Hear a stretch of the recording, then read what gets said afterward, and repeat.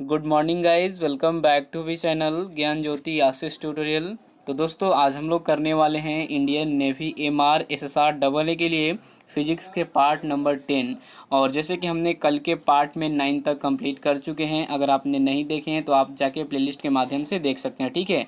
तो दोस्तों वीडियो शुरू करने से पहले आपसे बोलना चाहूँगा कि अगर आप चैनल पर नए हैं तो चैनल को सब्सक्राइब कर लीजिएगा, क्योंकि Indian navy MR SSR double A के लिए बेस्ट तरीके से बेस्ट प्रिपरेशन स्टार्ट है, ठीक है। तो चलिए शुरू करते हैं बिना टाइम वेस्ट के अपने क्लास को।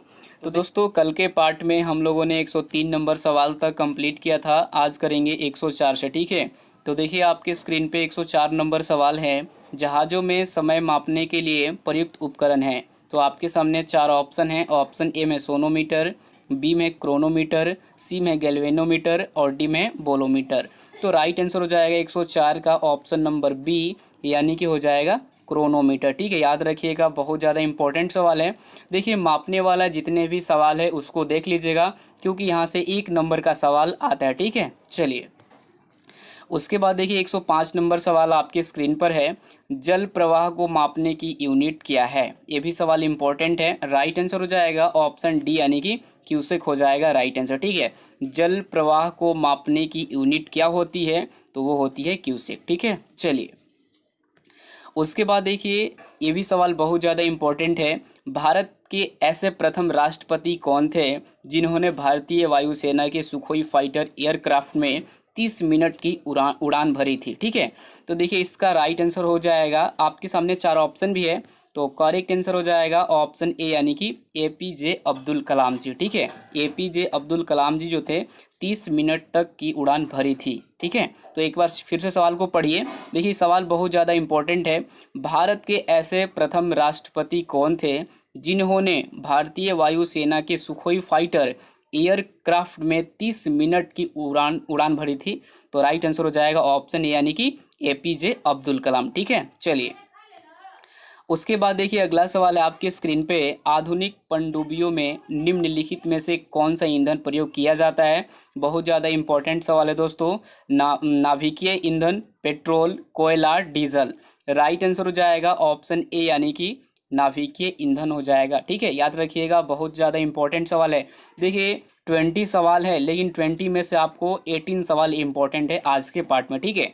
तो आधुनिक पनडुब्बियों में निम्नलिखित में से कौन सा ईंधन प्रयोग किया जाता है? वो किया जाता है नाभिकीय ईंधन, याद रखिएगा। चलिए उसके बाद देखिए 108 नंबर सवाल आपकी स्क्रीन पे है। भारत के चंद्र मिशन को क्या नाम दिया गया था? देखिए सबसे पहले जब लॉन्च हुआ था चंद्रयान, तो इसका नाम क्या दिया गया था चंद्र मिशन को? तो इसका नाम दिया गया था, ऑप्शन हो जाएगा सी, यानी कि चंद्रयान फर्स्ट, ठीक है। चंद्रयान फर्स्ट और चंद्रयान सेकंड के बारे में आप लोग जान लीजिएगा। देखिए चंद्रयान सेकंड के अभी तो हाल ही फिलहाल कितना दिन हुआ, मतलब 1 साल के आसपास हुआ, मतलब 1 साल से भी कम हो मुझे लगता है।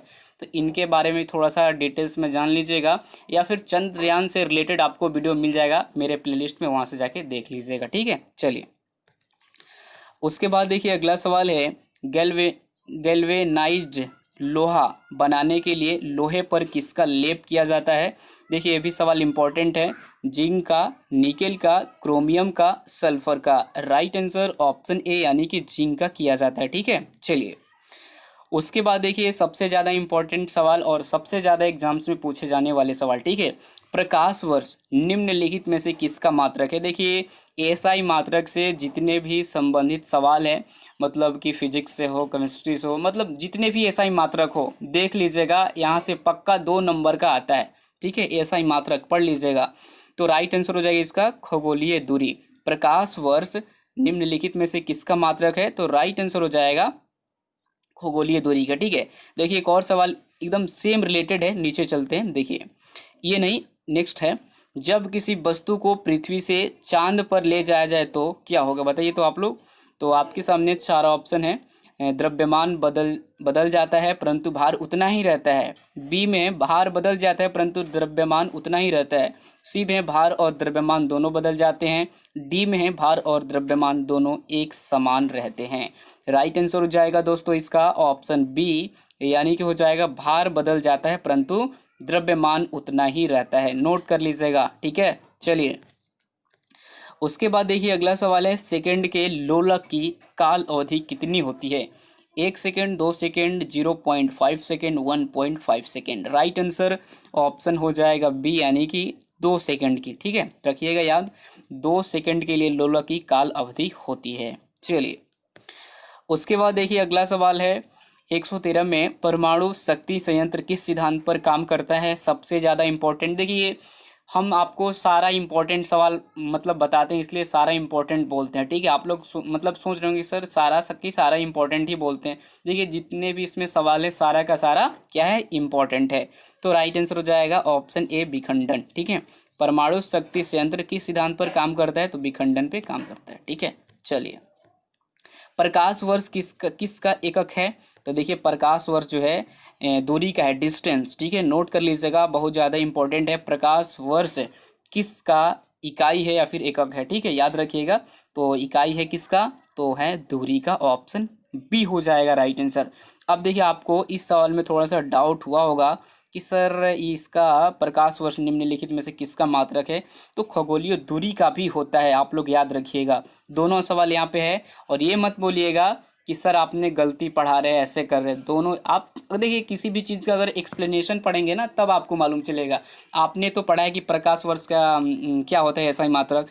तो यहाँ पे भी कुछ अलग है, और यहाँ पे आएंगे तो देखिए प्रकाश वर्ष किसका एकक है, मात्रक है? तो डिस्टेंस का है। Right answer. चलिए, अगला सवाल है, देखिए 115 में कटरीना नाम दिया गया है। कटरीना नाम दिया गया है क्या चीज़ के लिए बताइए? तो प्रभंजन को। ठीक है, प्रभंजन को नाम दिया गया है कटरीना, याद रखिएगा। चलिए, उसके बाद देखिए अगला सवाल है, किसने पहला स्वचालित वाहन बनाया था? ये भी सवाल इंपॉर्टेंट है। तो कार्ल बेंज हो जाएगा राइट आंसर, कार्ल बेंज हो जाएगा राइट आंसर, जो कि सबसे पहला स्वचालित वाहन बनाया था। ठीक है, चलिए, अगला सवाल है आपके स्क्रीन पे, जल विद्युत पावर स्टेशन में ऊर्जा का परम स्रोत क्या है? देखिए इसका राइट आंसर हो जाएगा, इसके बाद हम एक और चीज़ बताना चाहूँगा आपको। राइट आंसर हो जाएगा ऑप्शन ए, सौर ऊर्जा। ठीक है, सोलर एनर्जी हो जाएगा राइट आंसर, नोट कर लीजिएगा, बहुत ज़्यादा इंपॉर्टेंट है। जल विद्युत पावर स्टेशन में ऊर्जा का परम स्रोत क्या होता है? तो होता है सौर ऊर्जा। ठीक है, चलिए लास्ट में डिस्कस।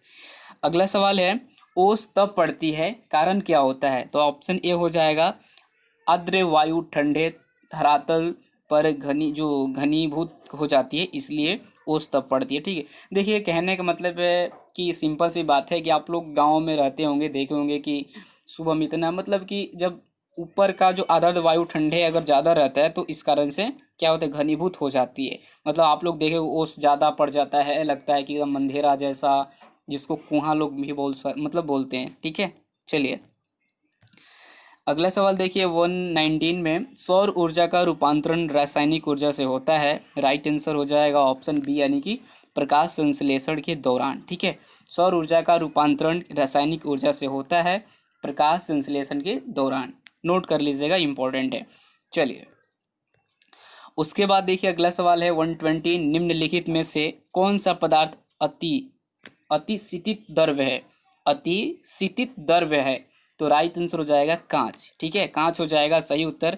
आइसक्रीम भी नहीं होगा, अमोनिया भी नहीं होगा, और इसका लकड़ी भी नहीं होगा। राइट आंसर हो जाएगा ऑप्शन सी, कांच। ठीक है, नोट कर लीजिएगा। चलिए, इसका पीडीएफ टेलीग्राम ग्रुप में मिल जाएगा, तो आप लोग जाके टेलीग्राम ग्रुप जल्दी से ज्वाइन कर लीजिएगा। चलिए, अगला सवाल है, शीशे के संचयन वाले सेल में किस अम्ल का प्रयोग होता है? तो राइट आंसर हो जाएगा ऑप्शन नंबर डी, यानी कि सल्फ्यूरिक एसिड। ठीक है, किसका प्रयोग होता है भैया? तो सल्फ्यूरिक एसिड का प्रयोग होता है। चलिए, अगला सवाल है, 2003 में छोड़े गए भारत के मौसम अनुसंधान उपग्रह मैटसेट को देखिए, कहने का मतलब यहाँ पे देखिए कोस्ट में है, इसको आप अभी मत पढ़िए। 2003 में छोड़े गए भारत के मौसम अनुसंधान उपग्रह को क्या नाम दिया गया था?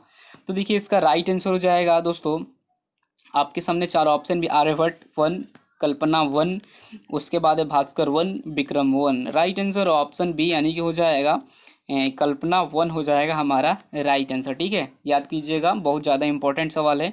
2003 में छोड़े गए भारत के मौसम अनुसंधान उपग्रह को क्या नाम दिया गया था? तो दिया गया था ऑप्शन नंबर बी हो जाएगा, यानी कि कल्पना फर्स्ट। ठीक है, चलिए उसके बाद देखिए अगला सवाल है, उड़ान अभिलेखी का तकनीकी नाम क्या है? राइट आंसर हो जाएगा दोस्तों ऑप्शन सी, यानी कि काला बक्स, यानी कि ब्लैक बॉक्स। उड़ान अभिलेखी का तकनीकी नाम क्या है? तो इसका राइट आंसर हो जाएगा ऑप्शन नंबर सी, यानी कि काला बॉक्स, ब्लैक बॉक्स। ठीक है। What is the technical name of A flight recorder? यहाँ पे देख सकते हैं ये फ्लाइट से रिलेटेड है, तो ऐसे भी सवाल एग्जाम्स में आते हैं। एक और सवाल मैंने बहुत ज़्यादा देखा हूँ कि आता है, सियाही करके कुछ फ्लाइट में ऐसे कुछ एक सवाल है, मुझे ध्यान नहीं आ रहा है, आप लोग थोड़ा सा मुझे हिंट दीजिएगा या फिर नेक्स्ट पार्ट में उसको क्लियर करूँगा। वो सवाल पढ़ लीजिएगा कि हवाई जहाज़ में स्याही, पता नहीं कैसे वो सवाल है, वो सवाल आता है, हर बार आता है। ठीक है। वो SSR MR और ज़्यादातर आता है SSR और AA में, मैंने देखा हूँ। ठीक है, तो उसको भी देख लीजिएगा। चलिए, बस आज के लिए इतना ही पार्ट था, अब सवाल नहीं है, ख़त्म हो गया। और 123 तक आज सवाल कंप्लीट किया, कल होगा 124 से, तो उसका भी पार्ट देखिएगा। और एक चीज़ सॉरी बोलना चाहूँगा क्योंकि आज मैंने एक्सप्लेनेशन नहीं दे पाया, क्योंकि कुछ थोड़ा सा आज वर्क था और मतलब उतना टाइम नहीं मिला, इसके लिए दिल से सॉरी, एक्सप्लेनेशन नहीं दिया इसलिए। ठीक है। तो बस वीडियो को ज़्यादा से ज़्यादा लाइक कीजिएगा, शेयर कीजिएगा, PDF चाहिए तो टेलीग्राम ग्रुप ज्वाइन कर लीजिएगा। ठीक है। इंस्टाग्राम में फॉलो कर लीजिएगा अगर विश्वास है, अगर ना है तो कोई दिक्कत नहीं है। अभी के लिए इतना ही। सेकंड चैनल को अगर फॉलो करना होगा तो कर लीजिएगा, उसका भी लिंक डिस्क्रिप्शन में है।